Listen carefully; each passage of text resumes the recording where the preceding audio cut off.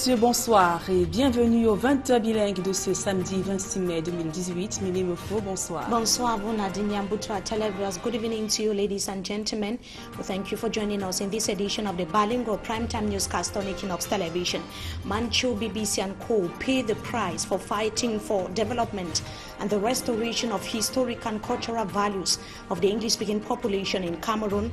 The military tribunal in the nation's capital, Yaoundé, has sentenced 7 Anglophone activists in connection with the socio-political unrest rocking the 2 Anglophone regions of Cameroon. In this edition of the news, Barrister Agbo Bala is going to be telling us that the trial was unfair. Also in this edition of the news, we tell you how the Social Democratic Front has decided not to celebrate the 25th anniversary of the said political party as a result of the unstable situation rocking the country today. À la une de ce journal, la main lourde du tribunal militaire de Yaoundé, l'activiste Mancho BBC a été condamné à 15 ans de prison pour actes de terrorisme, sécession et hostilité contre la patrie. Le verdict de cette juridiction a provoqué le cours de la défense qui a donc promis de faire appel. Et puis le SIF dénonce le musellement de ses militants. Le parti de Ninjon Fundi projetait de mobiliser ses partisans ce samedi à l'occasion de son 28e anniversaire. La manifestation a été interdite par l'autorité administrative. Voilà pour le sommaire.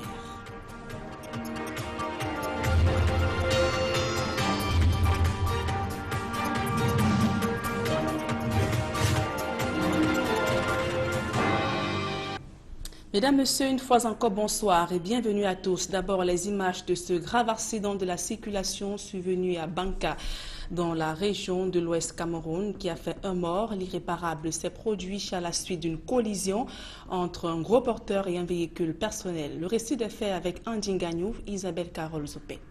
C'est aux environs de 6h30 au lieu-dit entrée Chefferie Banka dans le département du Haut-Cam à l'ouest Cameroun qu'a eu lieu cette collision mortelle entre le bus d'une agence de transport interurbain et cette voiture complètement broyée dont le chauffeur est décédé sur le champ. Selon les témoignages recueillis sur les lieux, le conducteur du gros porteur qui somnolait se serait subitement déporté du côté opposé à sa trajectoire, faisant ainsi un face-à-face avec ce véhicule. Les forces de l'ordre sont aussitôt descendues sur les lieux et le corps de la victime a été déposé dans une morgue de la place. La condamnation à 15 ans de l'activiste Mancho BBC a provoqué le courroux de ses avocats. Ils ont promis de faire appel pour attaquer cette décision des juges du tribunal militaire de Yaoundé. Cette juridiction l'a condamné hier à 15 ans de prison, l'a reconnu coupable d'actes de terrorisme, hostilité contre la patrie et sécession. Le récit des faits dans ce reportage de Julien Berthe-Bissaï. La condamnation de Mancho BBC et compagnie à une dizaine d'années de prison ferme marque la fin d'un feuilleton judiciaire entamé par leur interpellation en janvier 2017. Ils sont reconnus coupables d'actes de terrorisme, hostilité contre la patrie, sécession, révolution et insurrection par le tribunal militaire de Yaoundé. Arrêté à Bamenda au cours des manifestations populaires dans le nord-ouest et sud-ouest, Mancho BBC apparaît pour la première fois devant les juges du tribunal militaire de Yaoundé le 7 juin 2017. Ce jour-là, l'espoir du célèbre activiste est anéanti par la décision du juge qui refuse de lui accorder la liberté provisoire. À lui et aux 26 prisonniers arrêtés dans le cadre de la crise qui secoue la partie anglophone depuis octobre 2016. Ainsi, s'enchaîna de nombreux procès ajournés par les hommes en robe noire. Le 31 août 2017, certains de ses compagnons d'infortune ont bénéficié d'une grâce présidentielle qui institue l'arrêt des poursuites judiciaires.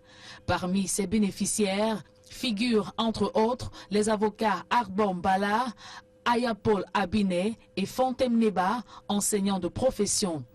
Mancho BBC et compagnie condamnés à des peines allant de 10 à 15 ans de prison ferme doivent payer une amende de 268 millions à l'État et à la partie civile. Sur cette peine jugée excessive, ces avocats ont promis interjeter appel. Autre actualité au cœur de ce journal, le SDF vient une fois de plus de buter à la machine administrative ce samedi. Dans la ville de Douala, le parti de la Balance projetait de mobiliser ses militants lors d'une marche sportive dans les artères de la capitale économique à l'occasion de son 28e anniversaire. Mais la manifestation a été interdite par l'autorité administrative de Douala 3e. Le reportage de Warren Zedeux et de Xavier Foka. Les préparatifs étaient avancés et les militants mobilisés pour commémorer par une marche sportive dans l'arrondissement de Douala 3e le 28e anniversaire d'existence du Social Democratic Front. Mal leur en a pris, cette marche n'aura finalement pas lieu. Nous avons été surpris hier vers les 16h-17h quand on nous appose le fait de non recevoir. Le sous-préfet nous a interdit la marche avec un fallacieux prétexte de que la plage horaire n'était pas indiquée, qu'il devait avoir trouble à l'ordre public. Donc, nous, on a très mal pris cela parce qu'en réalité, ce n'est pas en 28 ans que on va nous traiter d'irresponsables. Je peux mettre quiconque à défi. Pourquoi nous disent quelle est la marche du SDF qui a un jour dégénéré? Le but de cette mobilisation était, au dire du maire Diop Théophile Kwabna, de montrer aux populations la grandeur de ce parti qui, en 28 ans, a fait un chemin assez élogieux. Le SDF considère cette décision d'interdiction comme un simple musellement de l'opposition. Pour moi, c'est un musulman qui ne dit pas son nom. Et honnêtement, c'est une fois de plus, comme il est toujours dit, nos adversaires trouvent toujours des moyens de reculer le Cameroun 150 ans en arrière. On nous aurait dû laisser marcher tranquillement, nous prenons nos responsabilités. En 2018, on ne devait pas traiter nos partis politiques comme si nous étions des sans-papiers ou bien des gens qui n'existent pas. Les cadres du parti ont donc demandé à leurs militants de respecter la décision de l'autorité administrative afin d'éviter une quelconque confrontation avec les forces de l'ordre. En rappel, c'est la deuxième interdiction de manifestation servie au SDF en moins d'un an, après celle d'octobre 2017. Malgré le climat social qui demeure délétère entre le Conseil et la Direction générale des élections, Abdoulaye Babalé est engagé sur le front de la mobilisation des démembrements territoriaux en vue d'une parfaite organisation des prochains scrutins. C'est le chemin qu'il a engagé dans les cadres du septentrion au cours d'une réunion en promettant que les aérés d'avancement et les réclassements seront un lointain souvenir. Joël Estenga et Marcelin Gansop. Oui, j'ai promis de m'occuper des ressources humaines. Cette descente dans le septentrion avait toutes les allures d'une remobilisation des troupes au moment où les sirènes du désespoir résonnent de part et d'autre. Le niveau des arrêts de paiement des avancements et des réclassements, de ces 4 parts ont déjà été payés et je l'en ai de même.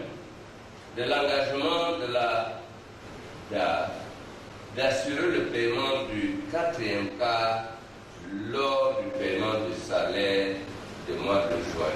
L'équilibre sera atteint et on ne parlera plus d'arrêt d'avancement et de reclassement. Vous avancerez au fur et à mesure de l'évolution de votre carrière. Message d'espoir, mais aussi rappel des devoirs qui incombent au personnel, qui compte dans ses rangs quelques mauvais exemples en matière de discipline. L'absence irrégulière pour prolonger, d'une part, les conséquences financières sur le salaire de l'absentéiste, d'autre part, et les pleurs avec des larmes de crocodile, faites-moi aussi le plaisir, et je dirais même l'honneur, de vous occuper de vous-même. Ces clarifications faites, la Direction générale des élections pouvait tracer le chemin que doit emprunter l'ensemble du personnel du Grand Nord afin que les scrutins programmés cette année se déroulent dans de bonnes conditions.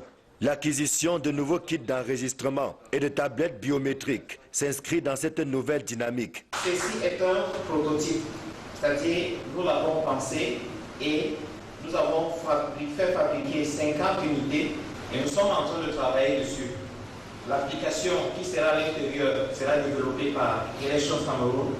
Donc, nous sommes en train d'aller vers un kit proprement Elections Cameroun.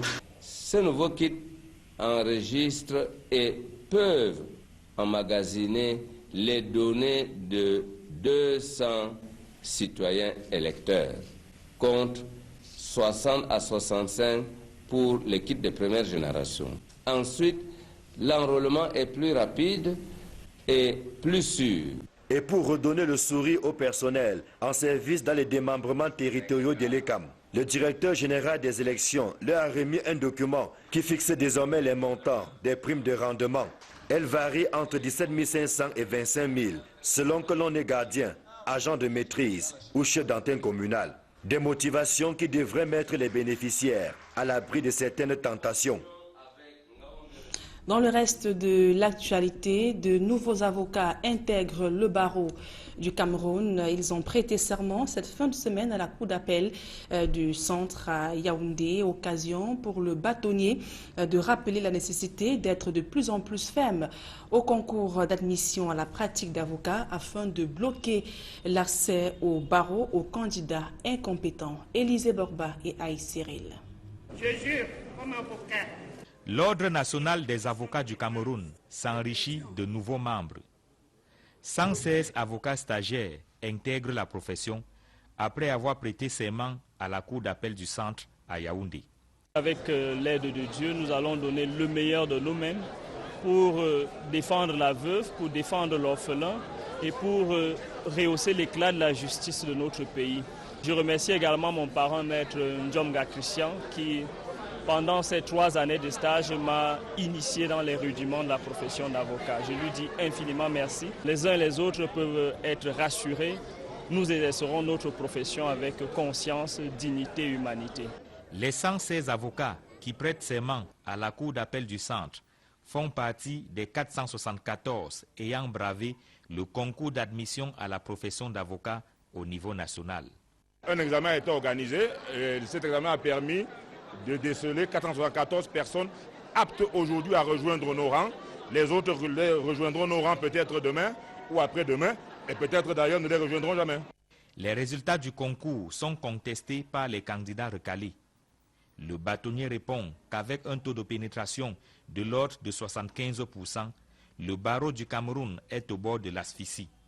Ce d'autant qu'au Mali, au Sénégal, en Côte d'Ivoire, au Tchad et dans d'autres pays voisins, le nombre de stagiaires est largement inférieur à celui du Cameroun, d'où la nécessité de réduire les effectifs. Aucun être normal ne peut absorber 75% de son poids sans risquer de mourir. Voilà en réalité ce que je voulais faire comprendre. 1500 avocats au barreau du Cameroun, je pense que nous étions au bord de l'asphyxie. Il va falloir dorénavant qu'on réduise les effectifs. Considéré comme promotion champagne, en raison de la polémique qui a entouré le concours, les avocats qui intègrent les rangs aujourd'hui sont appelés de par leur travail à faire mentir les contestataires.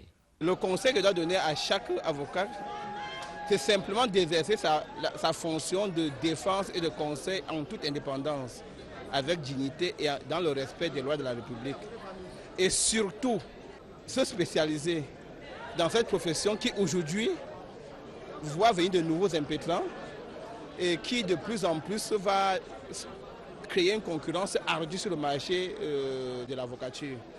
Alors il est grand temps pour ces jeunes avocats-là de trouver un filon où s'intégrer pour mieux assurer leur profession.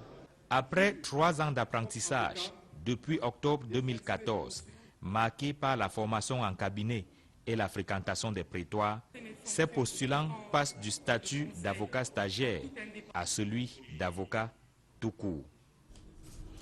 Bonne fête maman, je t'aime maman. Ces petits bouts de phrases seront sur les lèvres de nombreux Camerounais demain dimanche. C'est à l'occasion de la fête des mères célébrée chaque dernier dimanche du mois de mai au Cameroun. Et comment ces Camerounais comptent-ils exprimer leur reconnaissance et affection à l'endroit de leur tendre mère? Nos reporters Warren Zedou et Kediara ont sondé les cœurs de quelques citoyens de la capitale économique Douala. Reportage.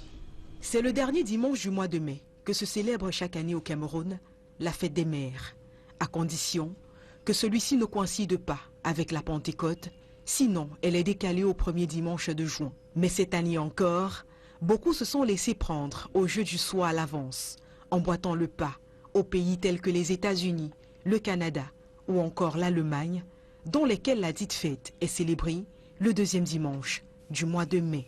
Alors, nous rendons dans la rue, on s'est livré à un jeu de questions-réponses. Et à la question de savoir quand on célèbre la fête des mères au Cameroun, les réponses sont tombées. En principe, je ne sais pas quand on célèbre la fête des mères. Je ne sais pas quand on célèbre la fête des mères. Mais qu'on sache le jour de la célébration ou pas, une chose est évidente, c'est que tout le monde veut faire plaisir à sa maman chérie. À l'occasion de la fête des mères, je voudrais juste dire un grand merci à ma maman parce que c'est elle qui m'a mis au monde.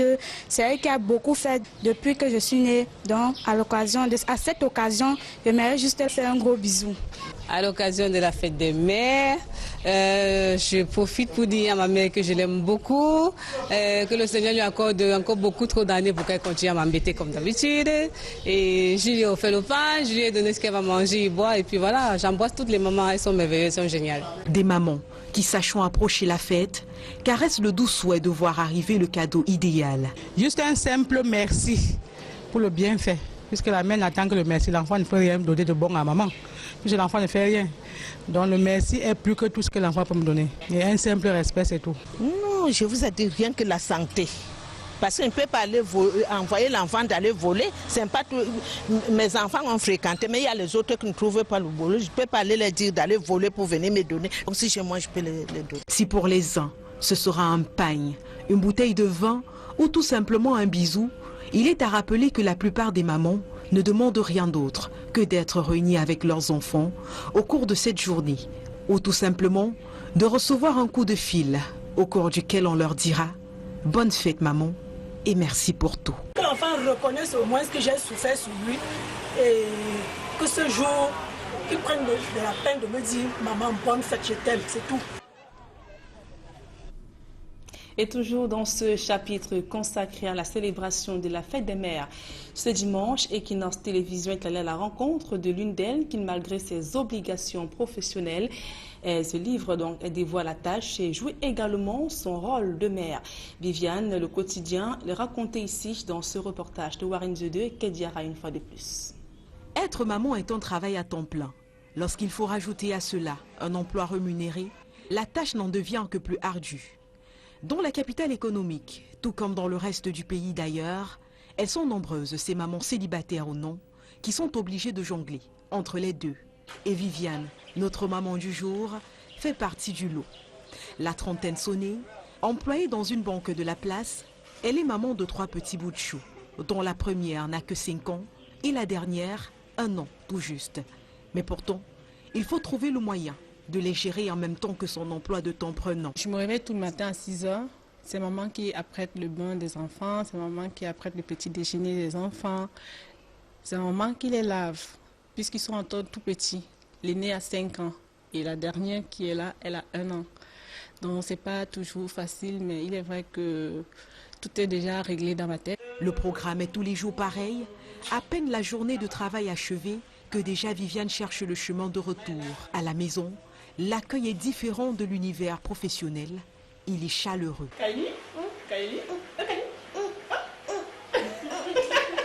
Passé l'étape des câlins, il faut déjà se changer pour apprêter le repas du soir. Une tâche à laquelle elle se donne à cœur joie, malgré la fatigue. À cette heure de la journée, ses 2 premiers enfants sont à leur cours de danse et la petite Maïli, sage comme une image, laisse maman travailler. Un travail certes épuisant, mais le meilleur du monde pour lequel elle ne changerait rien. C'est vraiment un travail en plein temps. Tu te reposes quand ils sont endormis. Parfois même, tu veux dire, tu te reposes même pas. Même quand ils sont endormis, il faut préparer le lendemain. On est toujours en train de réfléchir. Même si on est malade, on doit faire les efforts d'être debout pour eux. Son plaisir se tire dans le sourire et les câlins de ses enfants qui, grâce à leur amour, lui allègent la tâche au maximum. Ah oui, c'est merveilleux. Je ne sais même pas comment dire les mots me manquent. C'est vraiment... Oh, c'est un cadeau extraordinaire. Parce que quand tu entres, tu ouvres la porte et qu'il tombe sur toi, maman, ça fait vraiment plaisir. Ça te fait oublier toute la fatigue de la journée. Tu es comblé. Des Vivianes, il en existe par centaines dans le pays. Ce sont des femmes fortes, dynamiques, qui ne rechignent pas à la tâche, mais qui, malgré la dureté de la vie, prennent très au sérieux leur rôle de maman. Un travail qui ne connaît ni repos, ni congé, ni jour férié. Alors, bonne fête à vous, maman. C'est avec ce reportage que nous mettons un thème à la première partie de ce journal. La suite avec vous, Mimi Mofo. Merci à vous, Nadine Yambutra. Televiewers, we thank you once again for joining us in this second segment of the news in the English language. The military tribunal in the nation's capital, Yaoundé, has finally decided the fate of Mancho BBC and other detainees of the Anglophone crisis.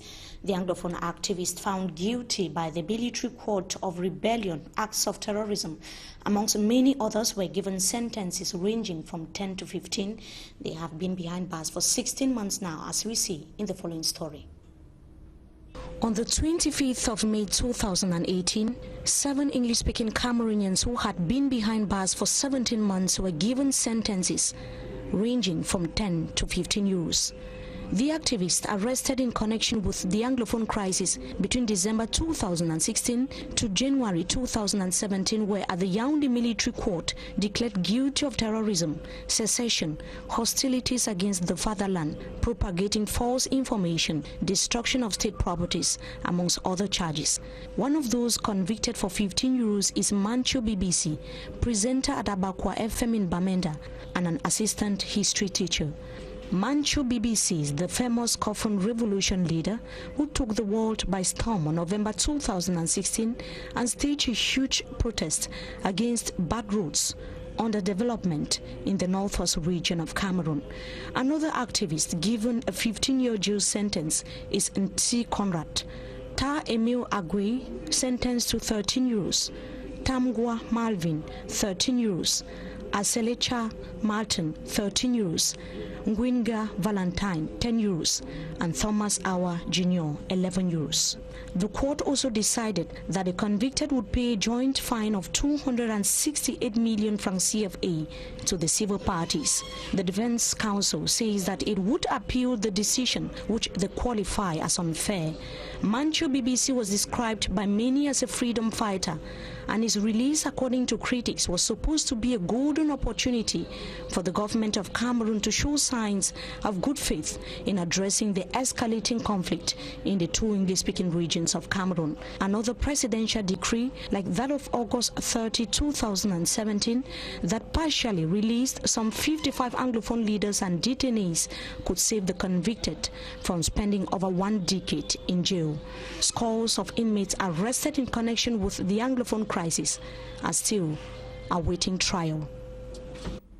And Barrister Agbobala reacts as far as the situation is concerned. In a telephone interview, he told Equinox Television that the court's decision is outright violation of the tenets of a fair trial in the country. Barrister Agbobala said that the government is further radicalizing the youths or the English-speaking population in the country than seeking solutions to the ongoing socio-political tension rocking the northwest and the southwest regions of Cameroon.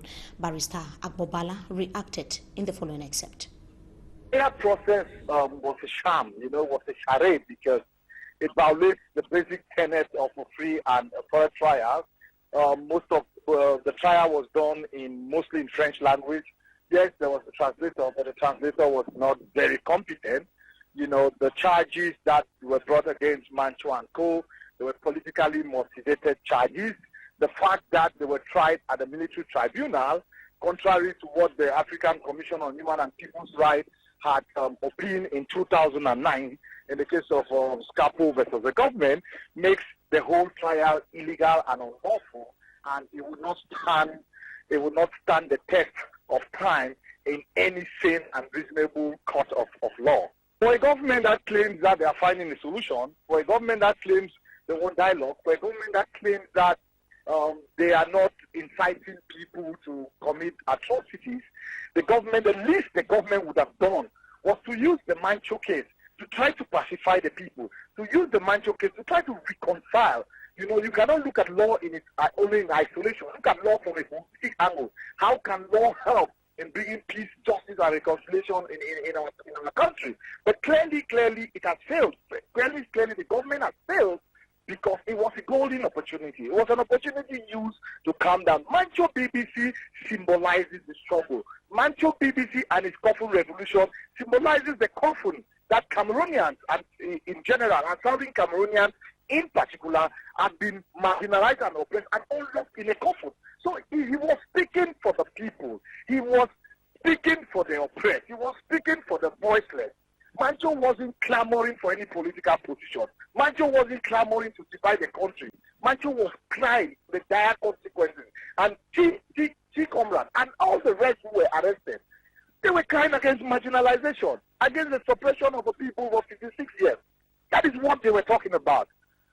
Unfortunately, the government has missed another opportunity. The government has missed several opportunities. But this was a golden opportunity for the government to use the Mancho BBC case to try to reconcile Southern Cameroonians with the government, to try to reconcile the nation as a whole.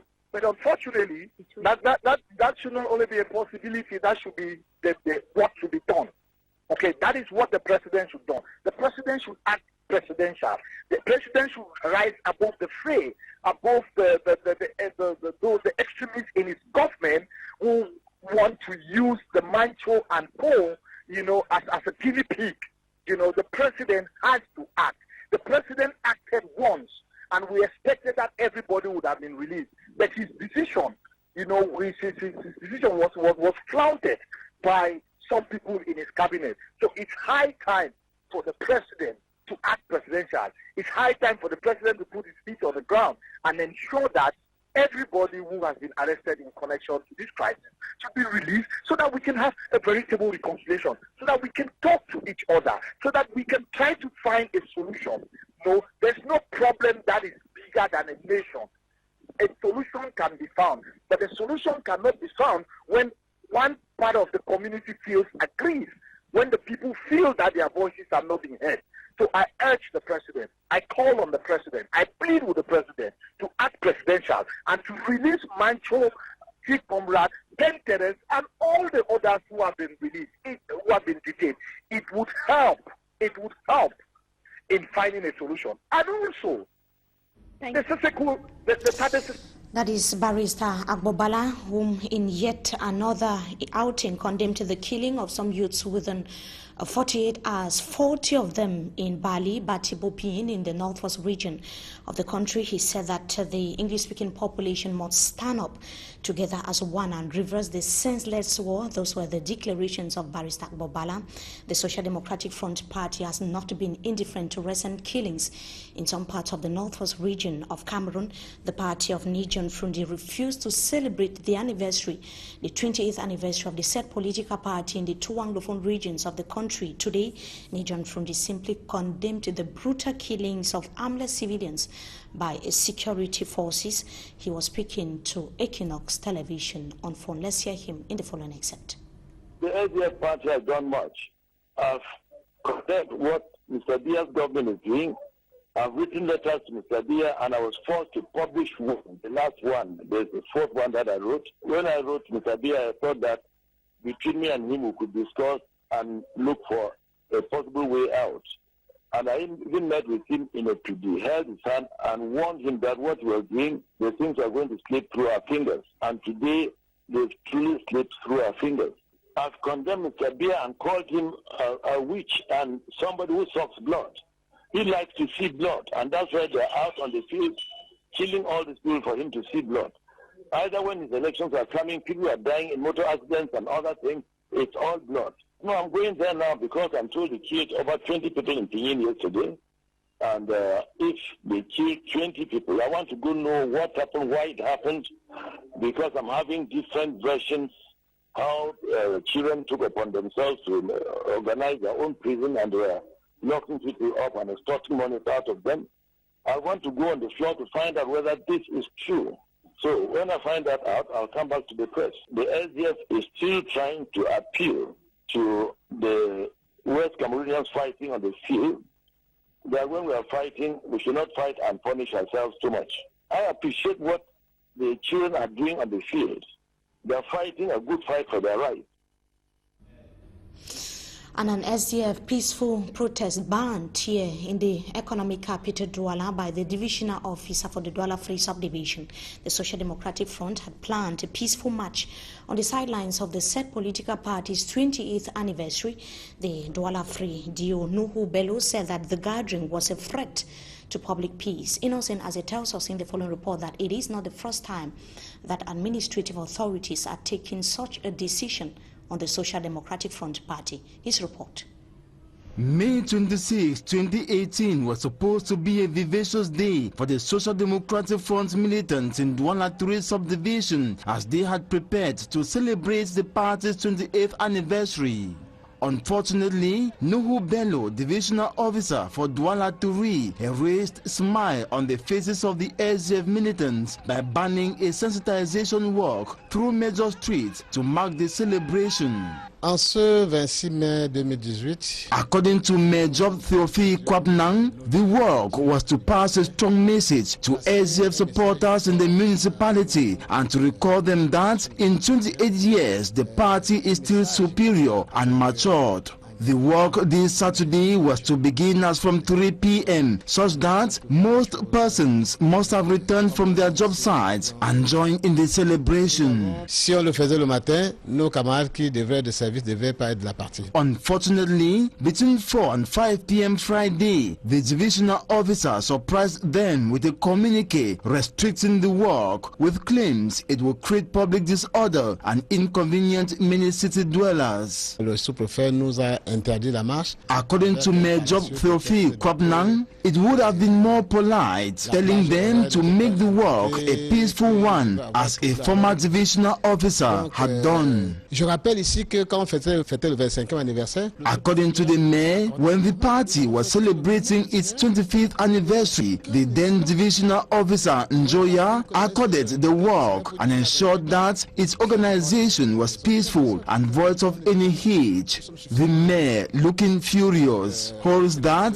the divisional officer takes them for children to create disorder, whereas they are matured and responsible people. Quel désordre? Après 28 ans, on est des grandes personnes. Nous sommes suffisamment responsables. Mayor Theophile Kwapnang condemns discrimination, citing that SDF and other opposition political parties are usually prohibited from organizing gatherings, a march and other events, while the ruling CPDM party of President Paul Biya is always served a red carpet for whatever event it wants to organize anywhere in Cameroon. Le RDPC ne demande jamais l'autorisation pour faire quoi que ce soit. Aucune autorisation et personne ne leur dit rien. SDF party militants who were already in motion before the pause have been told by the mayor of Douala 3 to bury their worries and disappointments. We remain in the city of Douala to show you the ugly face of urban disorder in some parts of the city, precisely in some local markets. The focus tonight is on the Ngonswa and Kululun markets with Babla Jonathan.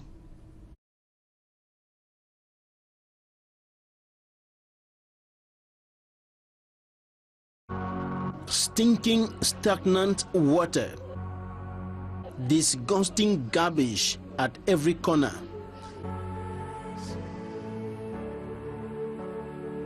Traders, buyers, and transporters struggling for survival in an unhealthy environment.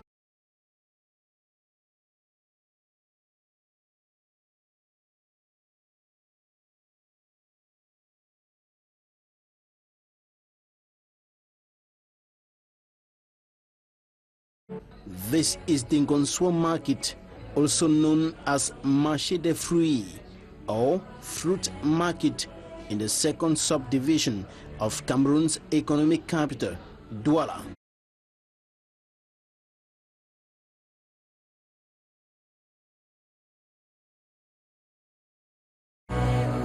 On daily basis, traders in this market, buyers and transporters dip their legs into contaminated water and mud and inhale the stinking odors to do business.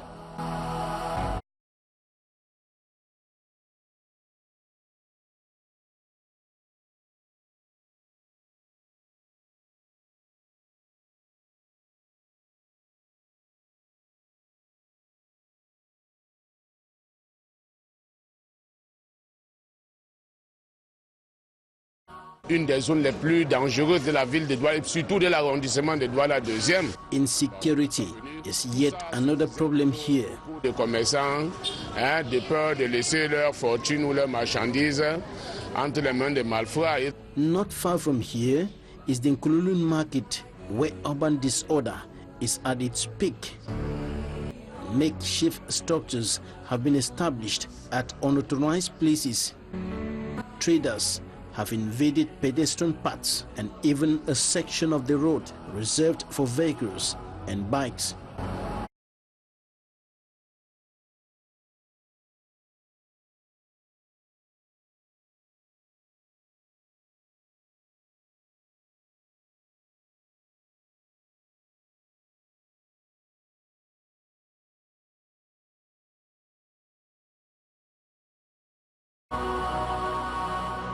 It has become an uphill task for law enforcement officers and local authorities to put order here and many other parts of the city of Douala.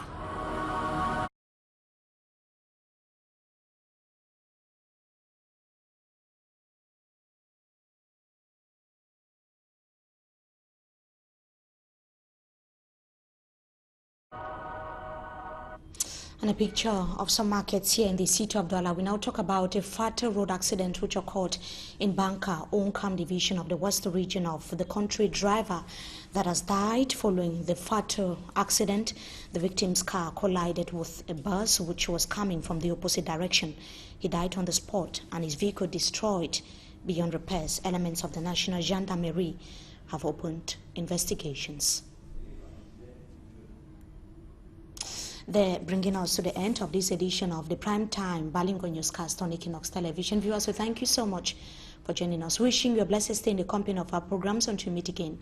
Goodbye, Nadine Yambo. Bonsoir. Bonsoir, Mimi Mefou. Mesdames et messieurs, c'est la fin de ce journal. Merci pour votre aimable attention et passez d'agréables moments en compagnie de nos programmes.